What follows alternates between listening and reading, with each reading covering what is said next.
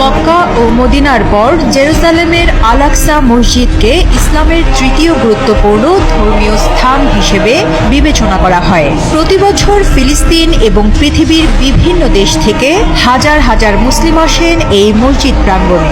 মসজিদটি ফিলিস্তিনি প্রতিরোধের প্রতীক হিসেবেও দেখা হয়।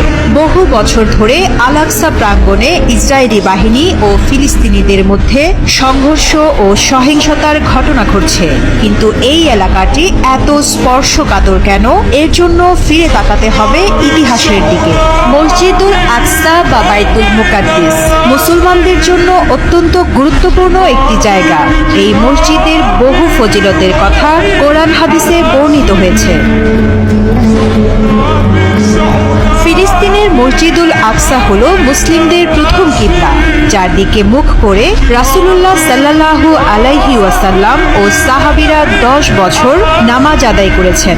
সূরা বাকারায় এ ব্যাপারে বর্ণনা রয়েছে। নবীজি মনে প্রাণে চেয়েছিলেন মক্কাকে কিবলা বানাতে, তাই আল্লাহ তাআলা মক্কাকে কিবলা বানিয়েছেন। কিন্তু মসজিদুল আকসা প্রথম কিবলা হওয়ার কারণে প্রত্যেক মুসলমানের কাছে এই মসজিদের গুরুত্ব ও ফজিলত অনেক বেশি। মসজিদুল আকসা আল্লাহর জমিনে নির্মিত দ্বিতীয় মসজিদ। ইতিহাসে প্রথম নির্মিত মসজিদ মসজিদুল হারাম।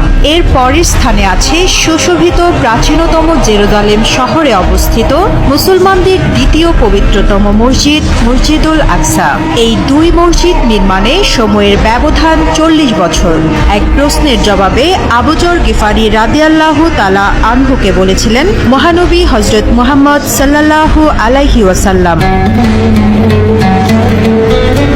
আল্লাহ তাআলা মসজিদুল আকসা এবং এর আশেপাশে বরকত নাজিল করেছেন। সূরা বনী ইসরাইলের প্রথম আয়াতে বলা হয়েছে, পবিত্র সেই সত্তা যিনি তার বান্দাকে রজনীতে ভ্রমণ করিয়েছেন মসজিদুল হারাম থেকে মসজিদুল আকসা পর্যন্ত, যার আশেপাশ আমি বরকতময় করেছি, যাতে আমি তাকে আমার কুদরতের কিছু নিদর্শন দেখিয়ে দিতে পারি। নিশ্চয়ই আল্লাহ সর্বশ্রোতা সর্বদ্রষ্টা।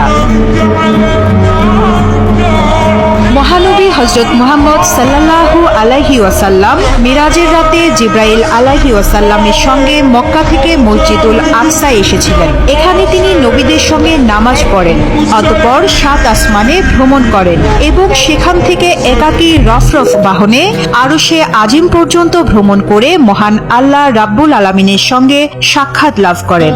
পাশাপাশি জান্নাত জাহান্নাম পরিদর্শন করে 5 ওয়াক্ত নামাজের নির্দেশনা নিয়ে পৃথিবীতে ফিরে আসেন। নবী করিম সাল্লাল্লাহু আলাইহি ওয়াসাল্লামের মিরাজের সূচনা হয়েছিল মসজিদুল আকসা থেকে। এই মসজিদ নবীজির মিরাজের সাক্ষী।